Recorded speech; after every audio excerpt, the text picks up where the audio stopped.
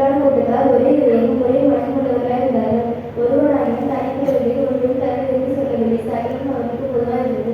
அப்போஸ்தலர் 4:13.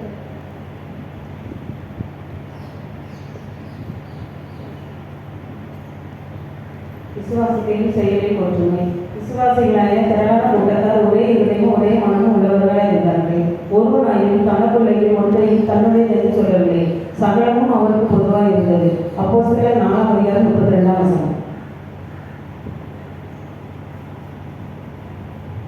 விசுவாசிகளாகிய திரளான கூட்டத்தார் ஒரே இதயமும் ஒரே மனமும் உள்ளவர்களாய் இருந்தார்கள். ஒருவனாகிலும் தனக்குள்ளவர்களில் ஒன்றையும் தன்னுடையது என்று சொல்லவில்லை.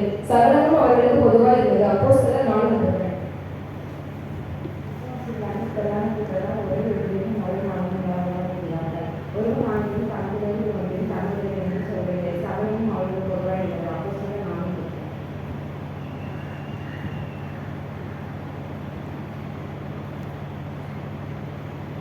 விசுவாசிகளாகிய திரளான கூட்டத்தார் ஒரே இதயமும் ஒரே மனமுள்ளவர்களாய் இருந்தார்கள். ஒருவனாகிலும் தனக்குள்ளவர்களில் ஒன்றையும் தன்னுடையது என்று சொல்லவில்லை. சகலமும் அவர்களுக்கு பொதுவாக இருந்தது. அப்போஸ்தலர் 4:32.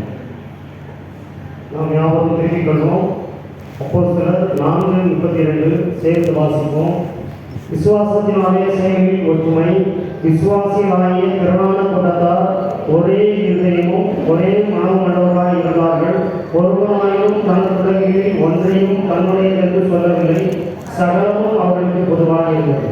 இப்பொழுது அவர்கள் பாடலையும் அதை தொடர்ந்து தேவ செய்தியை படிப்பார்கள்.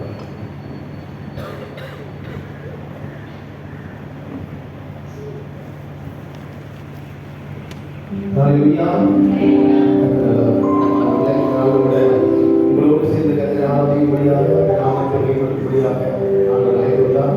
அழைத்துள்ள குருவானவர் மற்றும் சபையர் எல்லாருக்கும் எங்களுடைய விடுதலை உங்களுக்கு சார்பாக நன்றியை செலுத்துகிறோம். அல்லேலூயா. பரிசுத்த நாளிலும் நாளும் கூட பரிசுத்த ஆலயத்திலே நாமத்தை மேம்படுத்தும்படியாக ஆண்டவர் அழைத்துள்ளார். அல்லேலூயா.